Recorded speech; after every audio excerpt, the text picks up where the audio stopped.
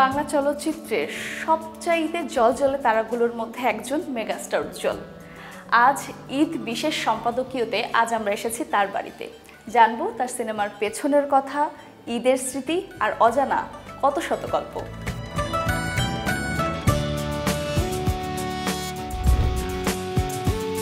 ঈদ মোবারক ভাইয়া। ঈদ মোবারক, ঈদ মোবারক। কেমন আছেন? ভালো আছি। আপনার ঈদের দিনের ব্যস্ততার মধ্যে আমরা চলে আসলাম, তো শুরুতেই জানবো ঈদ কেমন কাটছে? ঈদ ৮-১০ জনের মতোই কাটছে সবাইকে নিয়ে।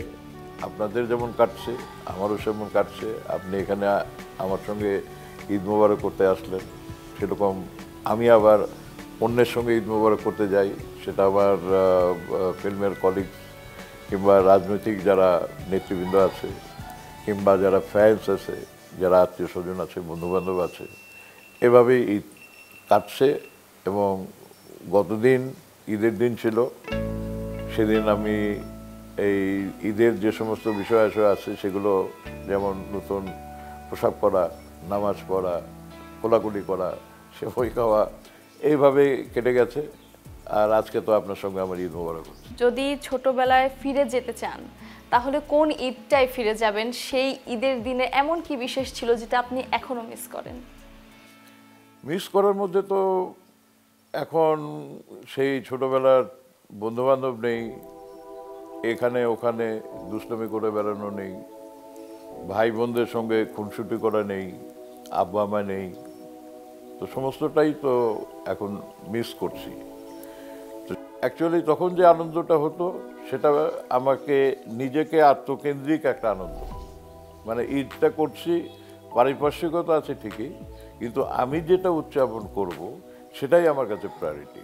আর এখনকার যে সময়টা, এখন হচ্ছে সবাইকে নিয়ে ঈদটা করব, নিজের প্রায়োরিটিটা নাই, সবাই মাঝে বিলিয়ে দেওয়াটাই হচ্ছে এখন আনন্দটা। চিত্রনায়ক উজ্জ্বল কি ছোটবেলায় অনেক দুষ্ট ছিল? না, সেরকম দুষ্টু তো ছিলাম না, কিন্তু লাজুক ছিলাম। এখন এই মাঝে মাঝে যখন স্মৃতিচারণ করি যে লাজুক, খালি এমনই লাজুক ছিলাম যে হয়তো ইউনিভার্সিটি পর্যন্ত, যে আমাদের যারা নাটকের আমি নাটক করেছি, তো সেই সময় যারা সহ অভিনেত্রী থাকতো, তো তারা স্বাভাবিকভাবেই দেখতে শুনতে সুন্দর ছিল, মেধাবী ছিল, ইয়াং ছিল, এই তাদের দিকে তাকানোরও মনে করেন ইচ্ছে করতে চাইলেও তাকাতাম না আর কি, লজ্জায়, যে কি জানি কিভাবে কি হয় না হয়, এই সমস্ত বিষয় ছিল। কিন্তু সেখান থেকে যে উত্তরণটা চলচ্চিত্রে, সেখানে তো রোম্যান্টিক হিরো, তো রোম্যান্স সেখানে ডমিনেট করতো। সেই সমস্ত কথা যখন চিন্তা করি, এই প্রথম দিকে তো ডিরেক্টরের অনেক বকা খেয়েছি যে এই নায়িকার দিকে ভালো করে তাকাও, রোম্যান্টিক লুক দাও, রোম্যান্টিক ওয়েতে একটু ধরো, একটু মানে ক্লোজ হও। কিন্তু হবে কি করে, ভিতরে তো সেই যে একটা লজ্জাবোধ, যেটা ছোটবেলা থেকে লাজুকতা, সেটাকে ডমিনেট করে। তারপরে ওই ধীরে ধীরে ধীরে ধীরে আর মানে পরের দিকে তো আর তখন মানে। তো এই যে একজন লাজুক উজ্জ্বল কিভাবে চিত্রনায়ক হয়ে গেল, তাও আবার রোমান্টিক হিরো? আমি তো ঢাকা ইউনিভার্সিটিতে লেখাপড়া করেছি, আমি এসএম হলে থাকতাম। তো আমাদের সময় যেটা ছিল সেটা হলো যে একটা কালচারাল উইক হতো, যেটা বছরে শেষের দিকে সবার যখন পরীক্ষা টরীক্ষা শেষ হয়ে যায় তখন একটা কালচারাল উইক, স্পোর্টস হতো, নাটক হতো, গান বাজনার অনুষ্ঠান হতো। তো সেই সময় আমি নাটক করতাম রেগুলারলি। সেখান থেকে আমি এই রেডিওতে, তখন নাটক খুব জনপ্রিয় ছিল, সেই সময় রেডিওতে নাটক করতাম এবং অডিও দিয়ে, ভয়েস দিয়েই কিন্তু ক্যারেক্টারাইজেশন করতে হতো। এখানে তো ভিজুয়াল কিছু দেখতে পেত না, কিন্তু অডিওটাই এমনভাবে নাটক করতে হতো যে শ্রোতা নিজে নিজেই একটা ভিজুয়ালাইজেশন করতে পারতো একটা টোটাল নাটকের কিংবা একটা চরিত্রের। সেখান থেকে আবার আমি টেলিভিশনেও, তখন পাকিস্তান আমলে একটাই টেলিভিশন স্টেশন ছিল, তো সেই সময় যারা নাটক করতেন তার মধ্যে আমি অন্যতম একজন প্রধান শিল্পী ছিলাম নাটকের। এবং ইউনিভার্সিটিতে নাটক করাকালীন সময়ে এবং টেলিভিশনে নাটক করার সময়ে সুভাষ দত্ত তার একটা নতুন ছবি বিনিময় এটা করবে, সেই জন্য একটা নতুন নায়ক খুঁজছিলেন। আমার কাছে একটা খবর আসলো, আমি তারপরে তার সঙ্গে দেখা করলাম, ইন্টারভিউ দিলাম। উনি আমাকে বললেন যে 4টা বিভিন্ন অ্যাঙ্গেল থেকে ছবি তুলে নিয়ে আসুন দেখার জন্য, যে মানে এমনি তো যেরকম ক্যামেরায় একরকম হয় মানুষের, আমরা যে কথা বলছি সামনাসামনি দেখতে একরকম, আবার ফটোগ্রাফিতে আর এক রকম, ক্যারেক্টার হলে পরে তার গেট আপ মেকআপে আর এক রকম। তো সেই জন্য আমাকে বললো, তো আমি গেলাম নিউ মার্কেটে গিয়ে একটা স্টুডিওতে, তখন ছবি তুলে নিয়ে আসলাম। সেই ছবিটা দেখে আমাকে সিলেক্ট করলো এবং তারপরে প্রথম ছবিটা সফল হয়, বিনিময়, সুভাষ দত্ত পরিচালিত। আর সত্য সাহার স্ত্রী রমলা সাহা সেই ছবির প্রযোজক ছিল। আমি ছাড়া ওই ছবিতে সবাই প্রতিষ্ঠিত শিল্পী ছিল চলচ্চিত্রে এবং জনপ্রিয় ছিল। কিছু বলা যায় না, কিছু শোনা হয় না, তবু আমার জানাতে কিছু ইচ্ছে করে। প্রথম সিনেমাতেই কবরীর মতো অভিনেত্রীর সাথে কাজ করতে পারার অভিজ্ঞতাটা একটু। এই অভিজ্ঞতা তো ওই যে আগে বললাম একটু লাজুক ছিলাম, তো স্বাভাবিকভাবে সেই সময় সেই লাজুক পড়াটা আরও আমাকে আস্তে পিস্তে অক্টোপাসের মধ্যে ঘিরে ধরে। একে তো জনপ্রিয়, তার মধ্যে সে আবার একটু মানে ওই তার যে ক্যারেক্টারাইজেশন ছিল আর কি, যারা তার সঙ্গে অভিনয় করেছেন কিংবা তার সঙ্গে সামাজিকভাবে, তো খুব আছে না যে একটু রেখে ঢেকে দুষ্টামির কথা বললেও সেটাকে একটা কাভারিং করে কথা বলা, কিংবা তার কোনো একটা জিনিস খারাপ লাগলে সেটাকে করা, ডাইরেক্ট কথা বলে কি এটা কোনো শর্ট হলো নাকি, হ্যাঁ এটা হিরো কোথা থেকে নিয়ে আসলেন এটা, এমনটা আপনাকে বলেছিল? আপনার তখন কেমন লাগছিল? মেজাজ খারাপ, লজ্জা, তারপরে পাবলিকলি হিউমিলিয়েট হওয়া। কিন্তু অভিনয়ের ক্ষেত্রে সহশিল্পী হিসাবে সেখানে আবার তার যথেষ্ট কোঅপারেশন ছিল।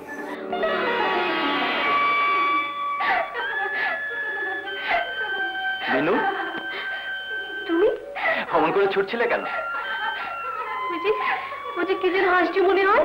ও তো পাগলি সোনিয়া, ভয়ের কিছু নেই, বড় ভালো মেয়ে। ও আচ্ছা, চলি। এমনকি একবারও হয়েছে যে তার সাথেই আপনি কাজ করছেন, কিন্তু কোনো শট আপনি একদম পারফেক্টলি করলেন, তার কোথাও ভুল হয়ে গেল, তখন তার রিঅ্যাকশন কি ছিল? এটার একটা খুব মজার ঘটনা একটা বলি আর কি।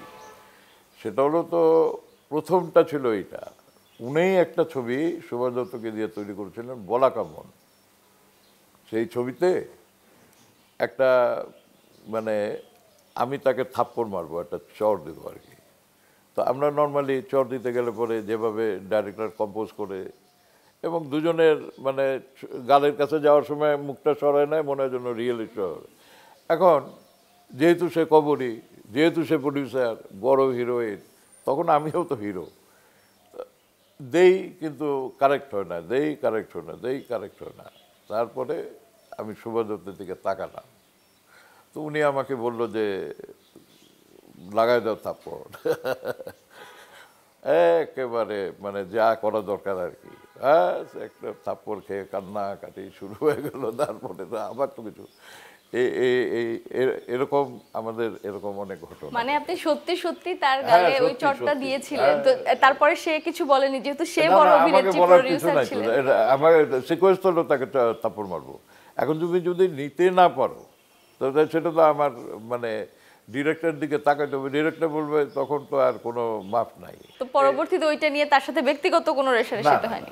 She is a very nice lady এবং একটা সফল জনপ্রিয় নায়িকা। এটা সে বুঝতে পারলো যে for the betterment of the sequence director direction দিছে, সুতরাং আমি তো আর আমার ইচ্ছায় তো একটা অফ দি ক্যামেরা তো না, ক্যামেরার ভিতর ডিরেক্টরের রিকোয়ারমেন্টকে আমি ফুলফিল করেছি। তো তারপরে তো আরো অনেক অভিনেত্রীদের সাথে কাজ হয়েছে, আপনার খুব জনপ্রিয় একটা গান আছে শাবানার সাথে, সদরঘাটের পান। আর এই দুঃখের কথা বলবেন না, এটাও একটা দুঃখের ঘটনা আছে এই অনুভব ছবিতে। এটা হলো ছবিটার নাম অনুভব। তখন আমার একটা অ্যাক্সিডেন্ট হয় 74-এ, পা ভেঙে যায়। পা ভেঙে যাওয়ার পরে নানান ধরনের পা ল্যাংড়া হয়ে যাবে, এটাই হবে না, তো যেগুলো ছবি আসার কথা সেগুলো বাদ হচ্ছে, আর যারা নিচ্ছে সাপোর্টিং রোলে চলে যাচ্ছে। এরকম হতে হতে মনও খারাপ যে ধীরে ধীরে কি আমি মানে পর্দা, না ধীরে ধীরে আমি ফ্রেমের বাইরে চলে যাচ্ছি কিনা। শাবানা ওই ছবিতে নায়িকা, এবং ওটা খুবই তখন মানে বক্স অফিসের খুব বড় নায়িকা আর কি। এখন আমি পোস্টারে গিয়ে দেখি যে শাবানা ছবি বিরাট করে দেওয়া, আমার ছবিটা ছোট, যাতে করে দর্শক শাবানার কথা ভেবে হলে যায়, আমার এই মানে কারণে যেন আবার কোনো ব্যবসার ক্ষতি না হয়। প্রতিটা মুভির আপনার পোস্টার আছে, আলাদা আলাদা ছবি আছে, এত সুন্দর করে বাড়িটা সাজানোর পরিকল্পনা কিভাবে? এখানে পরিকল্পনা মানে হলো ইটস অলমোস্ট লাইক নর্মালি কি হয়, মানুষ তার জীবনীটা লিখে বই আকারে বেরোয় যে by journey to film or journey to my career ইত্যাদি। তো এখানে ওই আমি অনুপ্রাণিত হচ্ছি আমার মানে গৃহলক্ষ্মী দিয়ে, আমার স্ত্রী। তো সে বললো যে তোমার যেসব ছবি টবি আমার কাছে এগুলো সব ছিল, সেগুলো দেখে দেখে বললো যে এগুলো আমরা সব ছবিগুলো করি বড় বড় করে, তারপরে সেগুলো বিভিন্ন জায়গায় সেট করলো, এবং সেটাই যারাই আসে, তো এই প্রশংসা তো আমার চাইতে বেশি তার প্রাপ্য আর কি আসে। ভাইয়া, রোমান্টিক সিনেমার কথা তো শুনছিলাম, তো পরবর্তীতে তো আপনি ধীরে ধীরে নিজেকে অ্যাকশন হিরো হিসেবে প্রতিষ্ঠিত করেছেন। সেই গল্পটা একটু জানবো যে একটা রোমান্টিক ঘরানার চরিত্র থেকে কিভাবে নিজেকে একদম রাফ অ্যান্ড টাফ যুবক হিসেবে ফিল্মে আপনি আসলেন। এই সেই গল্প তো ঠিক অ্যাকশন ক্যারেক্টার যেরকম পর্দায়, ঠিক তেমনি মানে আমার ওই রোমান্টিক থেকে আগে বললাম না যে একটু লাজুক ছিলাম, পরে রোমান্টিক, এসব পরিবেশ থেকে তো বোঝা যাচ্ছে যে রোম্যান্সে ভরপুর সমস্ত হোল বাড়ি ঘর এরিয়া। তার মানে হচ্ছে যে আমার ঘরের যিনি, তিনি এখন আমার নায়িকা, এবং সেই জন্যই এত রোমান্টিক একটা পরিবেশ। হঠাৎ করে এখান থেকে যে অ্যাংরি হয়ে গেলাম, সেই সিনেমার পর্দায় অ্যাংরি হওয়ার গল্পটা করি। আমি ওই মমতাজ আলী সাহেবের কুদরত ছবিতে সাপোর্টিং হিরো ছিলাম, রোমান্টিক হিরো। তো উনি ওই যখন কর্মকাণ্ড শুরু করলেন, ফিল্মের ডাইরেকশন দিচ্ছেন, আমাকেও দিচ্ছেন, আমি পুরো ছবিটা, এবং তার যে টেকিং, তার মেকিং, তার অ্যাক্টিংয়ের মানে সেন্স, সব কিছু মিলিয়ে আমার কাছে মনে হলো যে গত 10 বছর যাবত যে আমি চলচ্চিত্রে কাজ করছি, সেখানে যাদের সঙ্গে আমি কাজ করেছি তাদের অবস্থান থেকে সেই পর্যন্ত ঠিক আছে যতদূর পর্যন্ত আমি এসেছি, কিন্তু এরপরে যদি আমাকে ক্রস করতে হয়, নেক্সট লেয়ারে যেতে হয়, সেই ক্ষেত্রে আমাকে এই মমতাজ আলীর মতো পরিচালকের দরকার। কারণ আমি মনে প্রাণে অ্যাজ অ্যান অ্যাক্টর আমি এটা বিশ্বাস করি, director is creator of stars. আমার সঙ্গে অনেকে হয়তো দ্বিমত পোষণ করতে পারেন, কিন্তু সেটাই হলো আমার বরাবরের একটা চিন্তা চেতনা, এবং সেভাবেই আমি আমার নিজের ক্যারিয়ারটাকে গঠন করেছি। তখন আমার মনে হলো যে এই মমতাজ আলীকে আমার সঙ্গে দরকার অ্যাজ এ ডিরেক্টর। তখন আমি আমার এই কোম্পানির জন্য, আমার নিজস্ব যে কোম্পানি ছিল প্রোডাকশন হাউস উজ্জ্বল ফিল্মস লিমিটেড, সেইখানে আমি তখন ওনাকে বললাম যে আমার একটা ছবি আপনি তৈরি করে দেবেন। উনি রাজি হলেন। আমি একেবারে প্রফেশনালি ওনাকে কন্ট্রাক্টর সই করে রেডি করে রাখলাম। কুদরত রিলিজ হওয়ার পরেই উনি আমার অফিসে আসলেন আমার ছবি তৈরি করার জন্য। বসার পরে সবচেয়ে যেটা ফানি মনে হলো আর কি, উনি আমার আমি প্রযোজকের চেয়ারে বসা, উনি ডিরেক্টরের চেয়ারে বসা, উনি বললেন যে আপকো কিসনে রোমান্টিক হিরো বানায়া। মানে হলো উনি আবার হিন্দি বলতো। উনি রাজ কাপুরের অ্যাসিস্ট্যান্ট ছিল, মুম্বাইয়ের যে ফেমাস শোম্যান রাজ কাপুর। তো উনি এই কথা বলার পরে তো আমার মানে মনে হলো যে আমার মানে আকাশ ভেঙে পড়লো আমার মাথায়। আমি ঢাকা ইউনিভার্সিটি লেখাপড়া করেছি, আমি নাটক করেছি, আমি বিভিন্ন রকম বুদ্ধিদীপ্ত কাজ, যারা মানে অফ ট্র্যাক কাজ করে তাদের সঙ্গে আমি চলাফেরা, আমি একটা ভদ্রলোক মানুষ। আমাকে উনি হঠাৎ করে অ্যাকশন হিরো মানে হচ্ছে যে এই পর্দার মধ্যে দেখা যাবে মানে দাড়ি মারামারি, চুল লম্বা টম্বা, তার পোশাক পরিচ্ছদ, এটা মানে সেই সময় মনে হয়েছে আমার কাছে যে এরা নর্মাল স্বাভাবিক সমাজের কোনো চরিত্র না। হিরো মানে হচ্ছে একেবারে ভোলাভালা, মার্জিত, মানে সে কোনো কিছু খারাপ কর্মের সঙ্গে জড়িত না। এটা বলার পরে আমার একটা জার্ক লাগলো। আমি চিন্তা করলাম যে আমি কি ভুল করলাম ওনাকে আমার এখানে ছবি তৈরি করতে বলে। এবং সেই সময় কিন্তু অধিকাংশ ছবি সাদা কালো হতো, আমারটা এটা কমপ্লিট রঙিন ছবি হবে। আমি তখন উনি এটা বলার পরে তারপরে উনি নিজের থেকেই চলে গেলেন আমার ড্রেস রুম, যেটা মধ্যে আমাদের অফিসের মধ্যে কস্টিউমের মধ্যে গিয়ে উনি একটা পেলেন, মানে একটা জ্যাকেট। সেই জ্যাকেটের মধ্যে আমি 1981 সালের গল্প করছি, আজকের গল্পটা এটা। সেই সময় সেই জ্যাকেটটা আমি হংকং থেকে কিনেছিলাম ঠান্ডার জন্য, বাঁচার জন্য, সেটাও ওখানে ছিল। উনি ওটা বের করলেন, বের করে হাতটা ছড়িয়ে টুড়ে ওখানে ফারের ইনসাইডের যে আস্তটা ছিল ফার দিয়ে, এটা খুলে মিল গিয়া। আচ্ছা, উনি কী পেলেন আমি তো জানি না। পাওয়ার পরে ডাকলেন ড্রেসম্যানকে, বললেন যে এরকম তার ফিগার তৈরি করতে হবে, এইভাবে প্যাডেড কস্টিউম তৈরি করার নির্দেশ দিলেন। আমাকে বললেন চুল লম্বা করতে হবে, দাড়ি শেভ করা যাবে না, পুরো লুকটাই চেঞ্জ করে পুরো লুকটা একটা এখনকার যেরকম লুক হয়, এই যে হিরোদের একটু দাড়ি মারি, লম্বা চুল অ্যাকশন হিরোদের যেরকম হয়, এখন তো আর অ্যাকশন হিরো না, হিরোদের চেহারার মধ্যে সবাই দাড়ি। এই দাড়ি দুড়িয়ে আমরা শেষ করে আসছি সেই 1980, 81, 82 সালে। যাই হোক, সেই ছবির আগা গোড়া হচ্ছে সেন্ট্রাল ক্যারেক্টারই হলো আমি যে ছবিতে মাস্তান ডাকু একটা ছবি ছিল, সেই চরিত্র। এখান থেকে দর্শকের কাছে যাওয়ার পরে মনে হলো যেন আমাকে মোটামুটিভাবে গ্রহণ করে নিয়েছে। ব্যবসায়িকভাবে সেই ছবি সেরকম কিছু হয়নি। নেক্সট ছবিটাই যেটা আমরা করলাম সেটা হলো নসিব, অ্যান্ড এটা আমাকে আমার ইমেজকে 100% অ্যাকসেপ্ট করলো। আমার ছবিটা সুপার বাম্পার হলো, এবং উজ্জ্বলকে আমি নায়ক উজ্জ্বল অ্যাজ এ অ্যাকশন হিরো এবং নায়ক উজ্জ্বল অ্যাজ এ ফাইন্যান্সিয়ালি মোটামুটিভাবে একজন প্রডিউসার হিসেবেও, এই দুটোর কম্বিনেশনে আমি চলচ্চিত্র শিল্পের একটা নতুন ইমেজ তৈরি করে আমার এই চলাচল শুরু করলাম। এখন ফিল্ম ইন্ডাস্ট্রি যেটা আছে বলিউডে, সেখানে আমরা এখনো আগের যে হিরোরা ছিল, যেমন অমিতাভ বচ্চনের কথা যদি বলি, তিনি এখনো সমান তালে কাজ করে যাচ্ছেন। আপনাদের মতন কিংবদন্তি তারকাদের আমরা এখনো বড় পর্দায় সেভাবে কেন পাই না? হ্যাঁ, আপনি মানে আমার মনের কষ্টের মধ্যে আর একটুখানি ঘি দিয়ে দিলেন আর কি। আমরা যখন ম্যাচিওর, আমরা যখন সব কিছু বুঝি, সেই সময় আমাদেরকে ব্যবহার করার কেউ নেই। একটু আগে আপনাকে বলেছি আমি যে শিল্পী তাকে ব্যবহার করে হলো পরিচালক। সেই ক্ষেত্রে আমার মনে হয় যে আমরা যারা এখন খুব ম্যাচিওর্ড আর্টিস্ট, তাদেরকে ব্যবহার করার জন্য ব্যবহারকারী নেই, তাদেরকে ব্যবহার করার জন্য চরিত্র নেই, সেই রকমের গল্প নেই, সেরকম কাহিনী নেই। কিন্তু নেই জন্যই কিন্তু আজকে আমাদের চলচ্চিত্র শিল্প, ফিল্ম ইন্ডাস্ট্রি, সেটা একেবারে গ্রাউন্ডেড। এটার মানে যখন আমরা দেখি, আজকে আপনারা যে উজ্জ্বলকে দেখছেন, যে উজ্জ্বলের বাসায় আপনারা আসলেন, আমরা সুন্দরভাবে সবাই মিলে একটা কর্ম করছি, সেই উজ্জ্বলের জন্ম যে এফডিসিতে, সেই এফডিসিতে যদি আপনি এখন যান, তাহলে দেখবেন যে এটা একটা বিরান ভূমি। এখানে কোনো কর্মকাণ্ড নেই, এখানে চলচ্চিত্র হয় না, কিছু হয় না, শুধু কতগুলো গোডাউনের মতো বিল্ডিং, ওখানে দাঁড়িয়ে আছি, ইটের জঙ্গল, এবং কোনো কর্মকাণ্ড নেই। এটা যখন আমরা দেখি, আমাদের হৃদয়ে রক্তক্ষরণ হয়, আমরা কিছু করতে পারি না, অসহায়। এই বিষয়টা নিয়ে যদি আপনার কিছু বলার থাকে, যে আপনাদেরকে কিভাবে আরো আপনাদের জন্য শক্তিশালী চরিত্র যাতে লেখা হয়, সেরকম কাজ যাতে আরো হয়, সেই বিষয়টা নিয়ে কি বলবেন?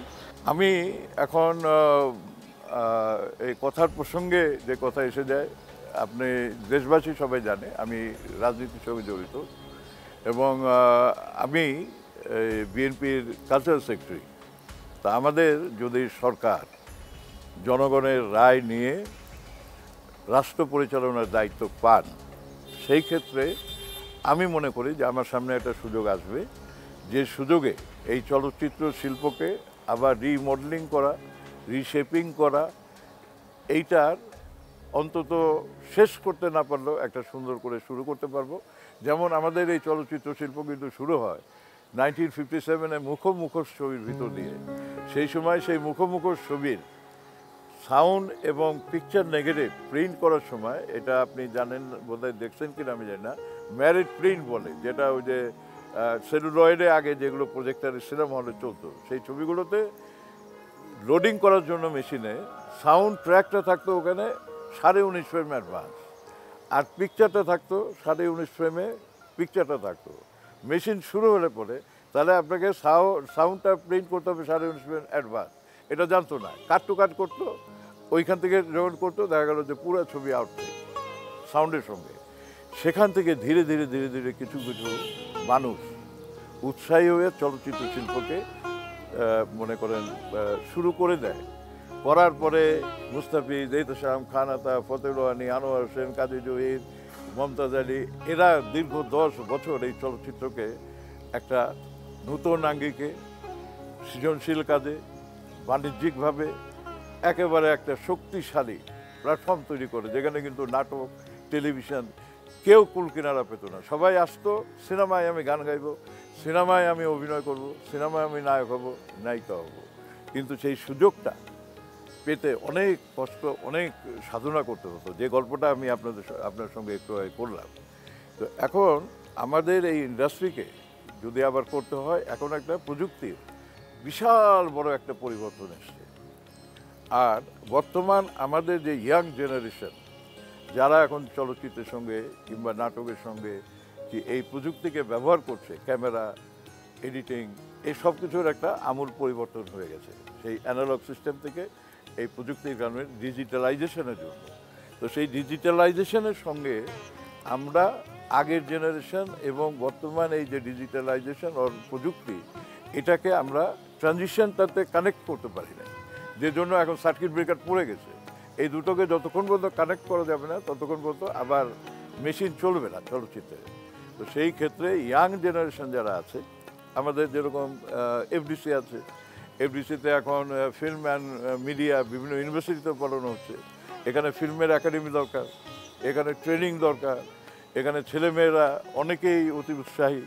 একটা সময় আমাদের দেশে যে নিউজ হতো মানে টেলিভিশনে, সেই নিউজের কিন্তু সেরকম কোনো ভ্যালু ছিল না। এখন কিন্তু নিউজ হলো সবচাইতে টপ পপুলার একটা বিষয়। তারপরেই চলে গেছে হলো টক শো, তারপরে চলে গেছে হলো ধরেন নাটক। সিনেমা কিন্তু নাই, সিনেমা সেই পুরোনো আমলের সেই ছবি টবিগুলো এগুলো চলছে। কিন্তু আবার আমি মনে করি যে নতুন generation, they are head of their age, তাদের যে ট্যালেন্ট, তাদের যেরকম মানে মেধা, সেই মেধাকে একটা সুযোগ যদি করে দেওয়া হয় এই ফিল্ডটাতে কাজ করার জন্য, আমি মনে করি যে অত্যন্ত পৃথিবীর সঙ্গে প্রতিযোগিতামূলক একটা চলচ্চিত্র ইন্ডাস্ট্রি আমরা আবার শুরু করতে পারি। আর একটা ব্যাপার আছে যে এই কন্টেন্টটাকে দেখাতে হবে, তো দেখানোর জন্য সিনেমা হল দরকার। সিনেপ্লেক্স নাই, আমাদের সময় 1400 সিনেমা হল ছিল, এখন সেটা 14টাতে এসে আমি দাঁড়িয়ে। এই বিষয়টাতেই জানতে চাচ্ছিলাম যে আপনাদের সময় যে পুরো বাংলাদেশে অসংখ্য সিনেমা হল ছিল এবং প্রত্যেকটা সিনেমা হলেই সিনেমা রিলিজ হওয়ার পর হাউসফুল হতো।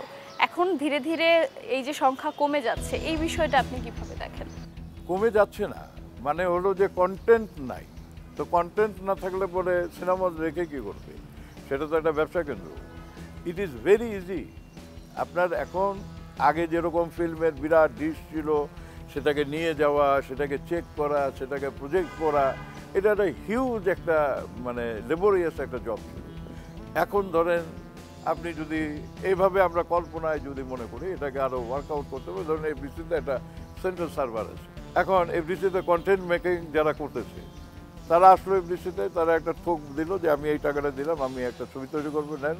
আপনি সব কিছু তাকে দিলেন, ফেসিলিটি সব কিছু দিলেন, সে কন্টেন্টটা তৈরি করলো। কন্টেন্টের মার্কেটিংও করবে FDC. There should be another way for the marketing. অনলাইনে এটা স্ক্রিনিং হবে, অনলাইনে টিকিটিং হবে, বিক্রি হবে, এখানে ফাঁকি দেওয়ার কোনো সুযোগ নাই। সব কত টাকা রেভিনিউ আসলো, কত টাকা কী হলো না হলো সব দেখলেন। দেখে যদি কন্টেন্ট মেকার কাছে যদি কোনো টাকা এফডিসি পায়, সে টাকা সে অ্যাডজাস্ট করে নেবে।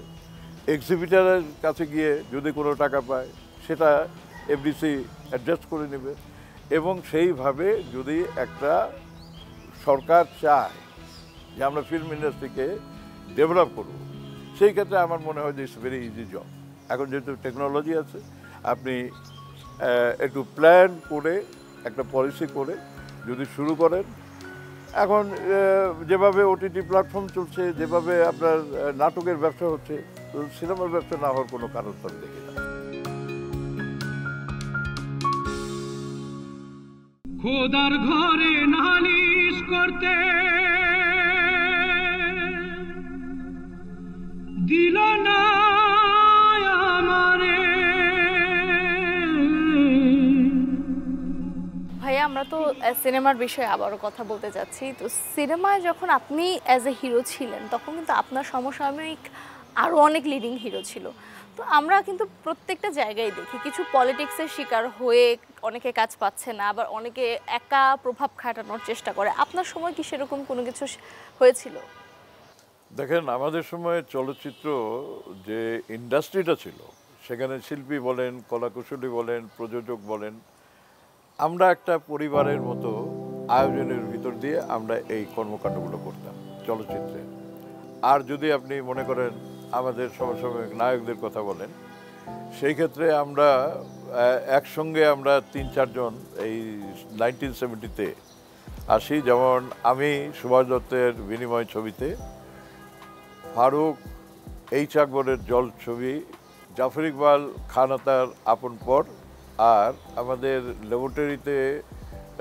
ল্যাবরেটরি ইনচার্জ ছিল চিশতি সাহেব, তার ছেলে ওমর চিশতি, সে ছিল ওই লেট দেয়ার বি লাইট কিংবা এই জয়রানের বোধহয় একটা কোনো ছবিতে। পরবর্তীতে এসে সংযোজিত হয় আলমগীর, ওয়াসিম, ইলিয়াস কাঞ্চন, তারপরে এদের পরের যে জেনারেশনটা আছে সেখানে জসিম, মান্না, এরপরে যেটা যারা আসেন আর কি। তো এইভাবে ধারাবাহিকভাবে এত বলতে গেলে তো অনেক। তো তখন ছবি ছিল প্রচুর, আমরা বছরে 50টা ছবি তো মুক্তি পেত, 50টা ছবি পাইপ লাইনে থাকতো, আরও মানে প্রায় 50টা ছবি হয়তো স্ক্রিপ্টিং প্রিপারেশান, আর এইরকম একটা স্টেজের মধ্যে এত কাজ। এবং এক একটা ছবিতে যেটা ইমেজের কথা বলেছি, যেমন আমার একটা ইমেজ, রাজ্জাক ভাইয়ের একটা ইমেজ, ফারুকের একটা ইমেজ, যেমন গ্রামের একটা প্রতিবাদী যুবক। তো ফারুকের চাইতে যোগ্য আর কেউ তো নাই, একটা সামাজিক নাটকীয় ড্রামাটিক একটা ক্যারেক্টার। সেখানে রাজ্জাক ভাই, ওই আলমগীর, এরা অ্যাকশন ছবি, ওই সোহেলানা, আমি, জসিম, এই ধরনের আমরা যারা অ্যাকশন ছবি করতাম। তো সুতরাং এখানে পলিটিক্সটা যেটা হতো সেটা ছিল আমাদের ট্রেড পলিটিক্স। যেমন প্রযোজক পরিবেশক সমিতি ছিল, শিল্পী সমিতি ছিল, পরিচালক সমিতি ছিল, সেখানে যারা নেতৃত্বে আসতে চায়, তো সেটা নর্মালি যেভাবে পেশাগত এরিয়াতে যে পলিটিক্সটা হয়, সেই পলিটিক্সটা ছিল সার্টেনলি কোনো জাতীয় পর্যায়ের কোনো রকমের যে আমি এই রাজনৈতিক দল করি, আমি ওই রাজনৈতিক দল করি, সেই রাজনৈতিক, এটা কখনোই আমাদের মধ্যে ছিল না। আমরা সবাই মিলে যার যার রাজনৈতিক চিন্তাভাবনা তার কাছে, যার যার পেশাগত যে সমস্ত সমিতিগুলো, সেই চর্চাগুলো ছিল সেইভাবে। আর পর্দার ভিতরে যেটা ছিল সেখানে আমরা সাংঘাতিক সিরিয়াস ছিলাম। একটু আগে আমি বলেছি আপনাকে যে এইটা অত্যন্ত কঠিন একটা কাজ, কারণ জনগণকে সন্তুষ্ট করে আমাদের জীবন এবং জীবিকা এইটার উপরে নির্ভর করে। পর্দার ভিতরে আমি কি যেটা করছি আমার ইমেজের উপরে। দীর্ঘ অভিনয় জীবনে তো অনেক ধরনের সিনেমায় কাজ করা হয়েছে, এমন কোনো চরিত্র কি আছে যেই ধরনের চরিত্রে আপনার কাজ করার খুব ইচ্ছে ছিল কিন্তু কোনো কারণে হয়ে ওঠেনি, সেই আক্ষেপটা এখনো আছে? দেখেন, ব্যাপার হলো যে আমি তো খুব ওয়াইড রেঞ্জের আমার সুযোগ হয়েছে, যেখানে আমি হয়তো ইন জেনারেল কোনো সুযোগ সুবিধার জন্য অপেক্ষা করিনি। আমার সুযোগ সুবিধা আমি নিজেই তৈরি করে নিয়েছি, এবং এটা আমি এখন যখন বসে চিন্তা করি আমার নিজের সম্পর্কে, যে আমি কি কি করলাম, কি কি আমার হলো, কি আমার ব্যর্থতা ছিল, কি আমার এখন সফলতা, কতটুকু আমার প্রতিভা, কতটুকু আছে নেই, because of the information technology. এখন তো সব কিছুই আমরা হাতের মুঠোর ভিতরে। তো সেদিক থেকে যদি চিন্তা করে দেখি, তো আমি কিন্তু সবসময় একটা অফ ট্র্যাক একটা ক্যারেক্টার, আমি কাউকে কোনো সময় ফলো করিনি। আমি ঠিক অপরিপূর্ণ এই কথাটা আমি বলতে চাই না। বর্তমানে তো সিনেমা রিলিজের ক্ষেত্রে দেখা যায় যে অনেক বেশি নেগেটিভ মার্কেটিংটাকে বেশি প্রাধান্য দেওয়া হয়। সিনেমা রিলেটেড কারো সম্পর্কে, হিরো বা হিরোইনের ব্যাপারে কোনো গুজব ছড়িয়ে দেখা যায় মানুষের মুখে মুখে আলোচনায় নিয়ে আসা হয়। আগে আপনাদের সিনেমার প্রচারণাটা আসলে কিভাবে হতো? দেখেন, শো বিজনেস শব্দটা হলো, সিনেমাটা হলো শো বিজনেস, এবং শো বিজনেসের সবচাইতে টপ যেটা, সেটাই হলো ফিল্ম, মুভি। ছবির উপরে, সিনেমার উপরে নির্ভর করে প্রিন্ট মিডিয়া ছিল, চিত্রালী, পূর্বাণী, চিত্রাকাশ, ফোর্টনাইটলি ম্যাগাজিন বেরোতো, মান্থলি ম্যাগাজিন বেরোতো, ঈদের সময়ে স্পেশাল ম্যাগাজিন বেরোতো।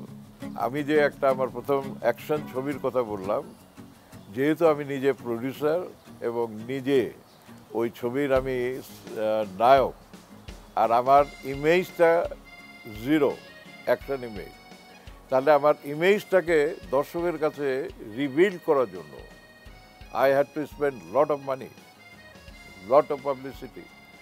15 লক্ষ টাকা দিয়ে সেই সময় আমি ছবির টোটাল কস্ট 7 লক্ষ টাকা হচ্ছে সেই ছবির খালি আমার advertising budget, and I spend that money. পত্রিকায় যদি অ্যাড না আসতো বৃহস্পতিবারে, শুক্রবারে ছবি রিলিজ হয়েছে যে এইটাই মনে হতো না এবং ব্যবসায়িকভাবে ক্ষতিগ্রস্ত হতো। সেই জিনিসটা এখন টোটালি বন্ধ হয়ে গেছে। It is very unfortunate. আমি মনে করি যে সোশ্যাল মিডিয়াতে শুধু দিলেই একটা ছবির ব্যাপারটা তুলে ধরা যায় না। আর একটা কথা যেটা আপনি বললেন যে negative publicity is a very temporary matter. যেটা রিয়েল, যেটা বাস্তব, আপনি সত্যকে কখনো মিথ্যার আড়ালে নিতে পারবেন না। মিথ্যা মিথ্যাই, গুজব গুজবই। এখনকার যে নায়ক নায়িকা কেউ পর্দায় নাই, সব ক্যামেরার পিছনে, সোশ্যাল মিডিয়ায় এসে তার ব্যক্তিগত জীবন, ব্যক্তিগত কথাবার্তা বলছে, কিন্তু পর্দায় তো আমরা তার সিনেমা তো কিছু দেখি না। যার সিনেমা দেখি তার কথাবার্তা শুনলে মনে হয় না যে সে সিনেমার মধ্যে যাকে দেখলাম আসলে সোশ্যাল মিডিয়াতে যে কথা বলে, এই দুটোর মধ্যে আমরা সিনক্রোনাইজেশন পাই না। তো এই সমস্ত অগোছালো এলোমেলো সিচুয়েশন হওয়ার কারণে আমাদের আজকের চলচ্চিত্রের যে দশাটা, এগুলো কিন্তু কারণ যে আপনাকে তো সিনেমার পর্দায় লোককে দেখাতে হবে। আপনার কর্মটা, আপনার যা কিছু আছে ক্যামেরার সামনে আপনি দেখাবেন। ক্যামেরার পিছনে তো যারা থাকে তারা তো টেকনিশিয়ান, তারা তো প্রচার চায় না। এখন দেখা যায় মানে এমন সিচুয়েশন হয়ে গেছে যে ক্যামেরার পিছনে যারা ছিল তারা ক্যামেরার সামনে চলে আসছে, তারা ওই ইউটিউবের মধ্যে ইউটিউবার হয়ে গেছে, কথা বলছে, অমুক করছে, তমুক করছে। একজন ডিরেক্টর, তার কোনো ছবি নাই। একজন নায়ক কিংবা একজন নায়িকা, সে একটা মানে মডেলিং করার চেষ্টা করে কিংবা একটা দোকানে গিয়ে ফিতা কাটতেছে, এটা তো কাজ তার না। এই কাজ তো যাদের দে আর ডিফারেন্ট অরিজিন। একটা মডেল সে যাবে, modelling is also another profession. এখন দেখা যাচ্ছে যে একজন নায়ক যাচ্ছে, একজন নায়িকা যাচ্ছে একটা দোকানের ওপেনিং করতে। This are very funny thing. মানে নিজের ইমেজটাকে আপনি তো এইভাবে নষ্ট করে দেওয়াটা কোনো বুদ্ধিমানের কাজ না। ভাইয়া, ঈদের অনেক আড্ডা হলো, অনেক গল্প শুনলাম। এবার আপনার সিনেমার খুবই জনপ্রিয় একটা ডায়লগ শুনে আমাদের ঈদ বিশেষ সম্পাদকীয়টা শেষ করতে চাই। তুমি তো যত সহজে বললে, কাজটা কিন্তু অনেক কঠিন। আমরা যখন যে কোনো ছবির শুটিং করি তখন আমাদের একটা পারিপার্শ্বিকতা থাকে, এনভায়রনমেন্ট থাকে, কস্টিউম থাকে, লাইটিং থাকে, মুড থাকে, মানে ইউ জাস্ট লস্ট, হারিয়ে যেতে হয় যদি প্রপারলি তুমি সেটাকে করতে হয়। তো সেই জন্য মানে আচ্ছা ট্রাই করি আমি একটু, মানে তুমি আমাকে সহযোগিতা করো। ওই সংলাপটা তো অত মনে নেই, তুমি একটু বলার চেষ্টা করো, দেখে যে মানে সেটা হয় কিনা। আমি এখানে পজিশনটা নিচ্ছি। লেখাপড়া শিখে আপনারা হয়েছেন অমানুষ। তোমাদের কোডের ভিতর লুকিয়ে আছে শয়তান। তোমরা তোমরা তোমরা সব অমানুষ, বেঈমান। আমার মতো একটা সাধারণ মানুষকে হুজুর, আমি অপরাধী না, হুজুর, আমি অপরাধী।